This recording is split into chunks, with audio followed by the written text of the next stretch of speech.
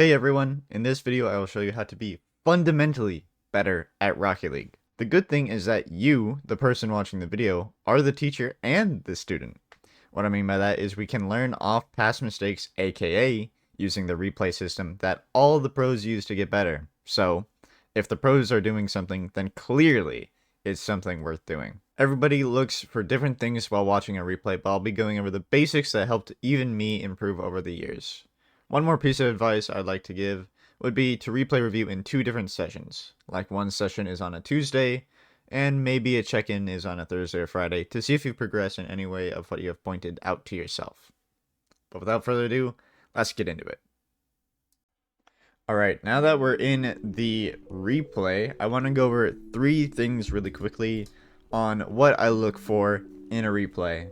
And it's helped me, it's helped other people that I've coached and looked over replays for, and I think they're really important. And the first thing is micro and macro mistakes. Micro small, macro big. Kind of self-explanatory in that sense. But micro could be more mechanical errors, more small things like boost path or boost usage or how you flip into a 50, all those sort of small things that do tally up and add up. And of course, big being like maybe missing the ball, backflipping, rotating incorrectly, all those big things. Or all those things that can be big, rather. The other thing is, what could I have done to make this play better? Like, any sort of play, and this makes you think outside the box more. It makes you think outside of, what you've obviously done in the play, but what you want to do better for next time. And that kind of goes into my third tip, but we're not going to get there yet. But number two is kind of like more giving away possession, or what could I have done better like this? I don't think I rotated correctly, and it led to a goal. Probably, maybe, yeah, led to a goal. Rotated incorrectly in that moment. I'm thinking my teammate's going to challenge, but he probably thought I was going to challenge. So I think that's a pretty good example of number two. But number three is pattern recognition. And this one is a lot harder to get and understand. But let's say I consistently made this turn in net. Let's say I keep doing that turn in net. That turn in net isn't good in the slightest at all. So what can I do different? It goes back to two. But number three is pattern recognition. What do you often do that is either wrong or right, or something that you can just improve on that you're doing constantly?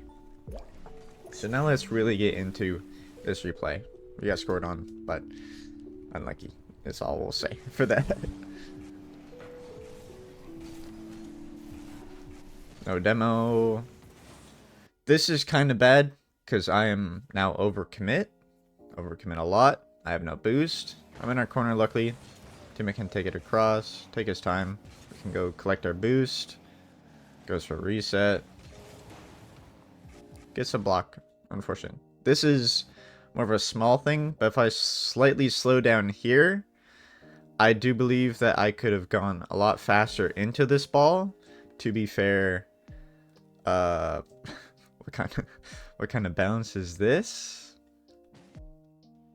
Well, I haven't seen this bounce yet, so I do apologize. Okay, no, it makes sense. It just looked weird from my perspective. But yeah, if I go slow and then speed up, I can definitely beat Cam there to that ball and maybe get a goal. But now we gotta go back. Weird camera. Rotate behind our teammate. Good. This little stop and go thing, small, but it kills my momentum, and I could have definitely been a bit closer. I can't English right now. Definitely hit that off the sidewall. Definitely is a better play. That's more of a macro thingy.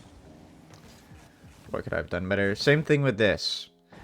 This play can definitely be better. I, of course, have someone behind me that's trying to demo me, if you could listen closely. So it's kind of a pass to my teammate. It's not like the best play I could have made, but it's the play I thought of in the moment. So if we go back, this goes back to number two. What could we have done better? Maybe dodge a demo. Get a better touch that turns into a micro again, where I could correct my car so my nose is pointing up. Not exactly like this, but more vertical. And then lean my car back a little bit so it pops up, doesn't hit off the sidewall so hard, and then I can follow it up, right? I think that would have been a lot better of a play. Allow me to keep and maintain possession. So if I keep doing that, I'll make sure that I focus on that. Little squishy save, keep my momentum going, and this is something you guys could pay attention to. This is bad. This is staying in the play too long. This ball is over my head. I don't need to do anything about this. Grab boost, get out. My teammate's right there. So I can just leave this play. This is just me not leaving the play. This is poor. Yet again, another stop and start. And that is going into number 3 with pattern recognition. I am doing a lot of the same mistake over and over again. And that could also just be... Pattern recognition is kind of more in the air about what you want to really understand the pattern of. But doing a lot of stop and start, which kills momentum and allows me to not get to plays faster or stuff like that. So I don't know if you guys remember, but the play when this last came into the corner, I hit this out mid for my teammate to follow up, but this time of course my teammate cannot follow this up. So what do? I try to take it into their corner and maintain possession. Of course it's a bit hard to do that, but you know, we get a goal, so it's fine, right? Not the most optimal play, but we get a goal out of it, so can't complain too much. Cam gets a beat on my teammate. Another stop and start. I'm doing this a lot, so I'm gonna keep in mind, keep a mental note, or you can write it down. I'll hopefully have a picture on screen of what I used to do when watching replays. I used to have a whole notepad worth of stuff, but right now we're just thinking of one main thing that we can work on, and maybe other things to keep in mind. Like our challenges this game have been pretty lackluster. We're doing more stop and start, and then we're not adjusting. We're over adjusting our car. I'm gonna be honest. This is the second or third time I've done this video. I'm just trying to get it right. So if you guys see this, it worked well. But over adjust into a read where I have to turn my car, and then panic, a little bit of panic into this flip. Wanted to speed up. I don't think that's the best play to do anyways. That's where we think outside the box more. Back to tip number 2. We can stay behind this ball on the wall, because most likely Loaf here will want to pop this ball up or take it slow on the wall, but then we can just drive down the wall and challenge him, or like maintain our height and jump a little bit so we can challenge him. All that sort of stuff, but because I try to take it fast when I can't really do that, he gets possession again. Small little clear. Go the boost. Check where my teammate is. That's the right stick. Of course that boost doesn't spawn. This was also played before the new season came out, so if it looks like I don't know when the boost is spawning, that's because I don't. But yeah, I cut teammate here because I think he was leaving that for me. Unfortunate play for me. I don't think I'll do that again. Teammate takes that ball. We follow up behind him. Another thing I'm doing, and I hope you guys pick up on this too, is I'm going to where I think the ball is going to be at next, right? I drive in. I see Cam back off, so I drive out, right? Because I know that there's not going to be a 50, and this ball could go anywhere. It'll probably go mid, if anything. But he backs off, so I go grab boost, and now I'm going in, right? I notice where the ball is going to probably curve in, so I go to where the ball is going next. If it springs out, I'm there first. If it doesn't, like it does now, I'm there to shadow, be the first man to challenge. All that stuff. Leave teammate in a pretty bad spot. Pretty poor challenge yet again.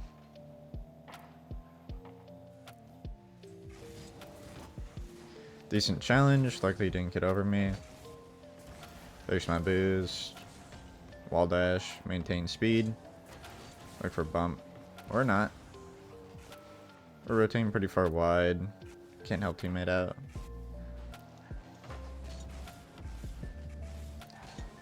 There's a lot of boost usage as well, but I think that's a decent idea to go for the bump there. Teammate is beat.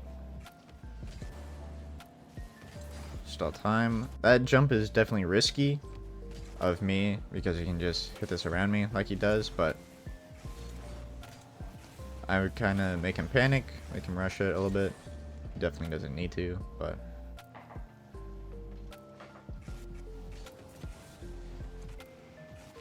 go up, dodge the bump, leave it, which I think is very smart. Get the double. Bang. He made it there. And the reason this play works, right? You might be wondering why this works. Is because the guy with the boost challenged. This other guy, Cam, here, has to respect me and my play. Because he doesn't have his teammate. If he has his teammate back behind him, I'm sure he just goes for this. But because he's last, it's going to be extremely risky if he goes for this, right? So he kind of has to respect it. I read that, and then I go for the bump because it's a 1v2. And I just leave it for my teammate.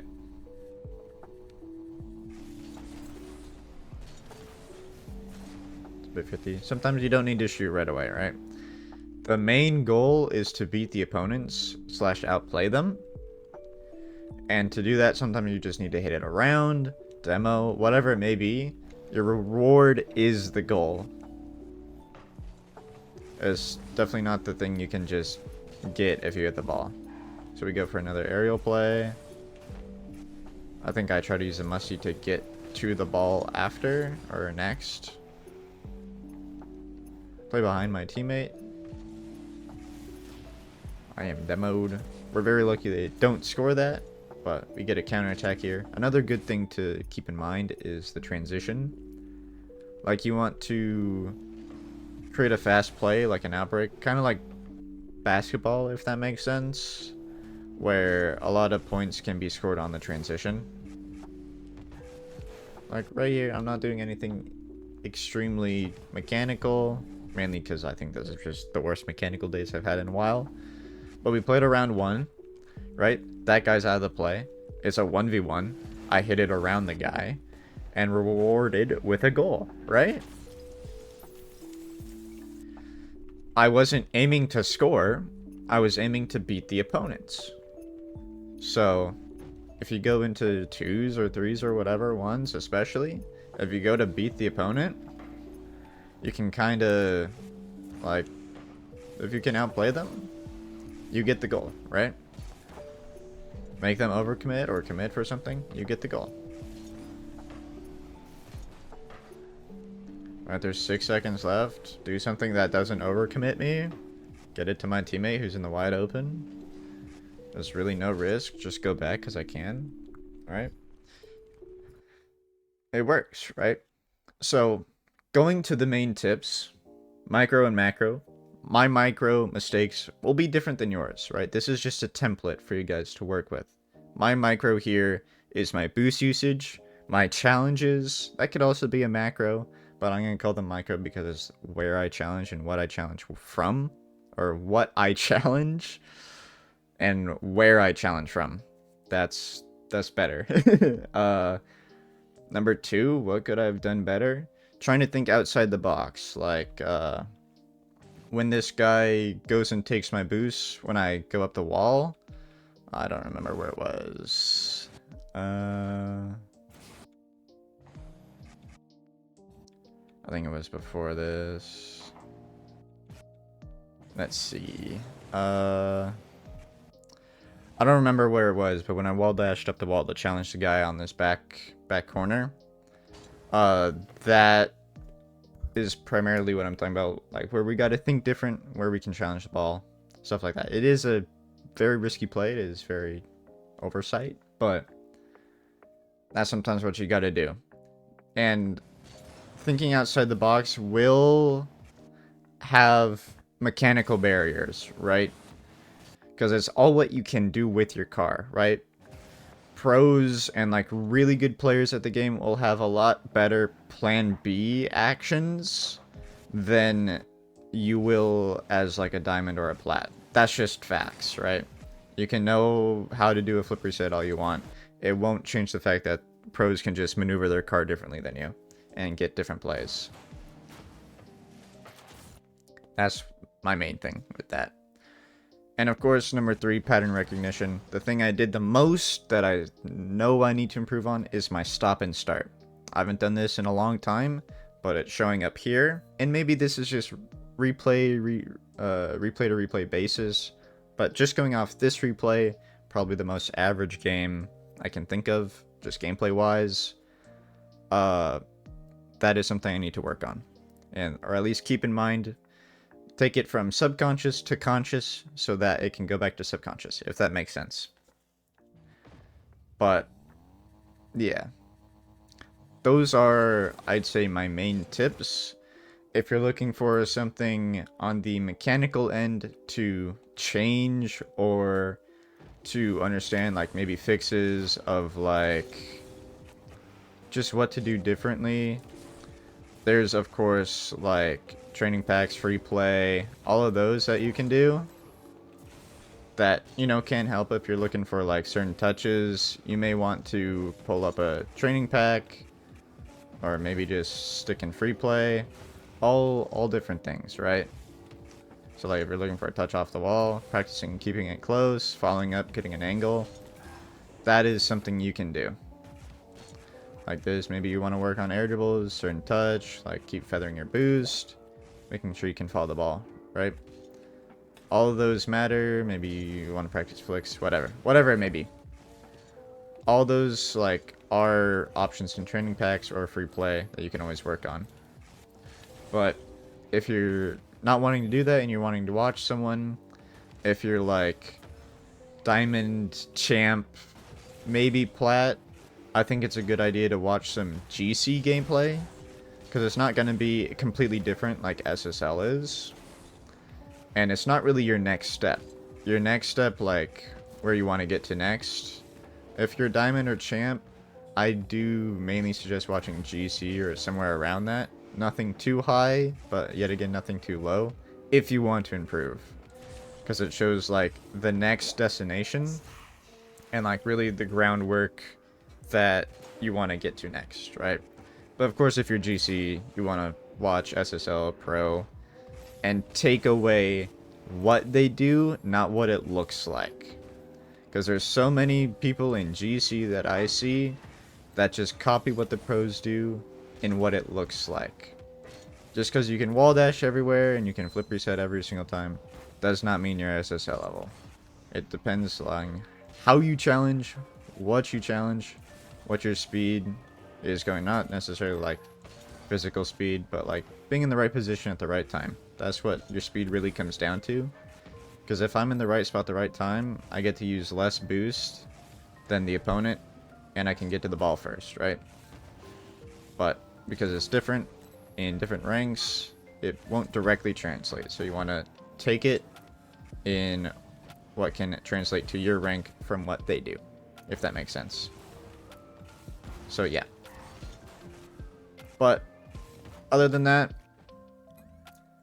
I hope you guys picked up something from this video, if anything. And if you did, I'd appreciate you guys to hit the like and subscribe button.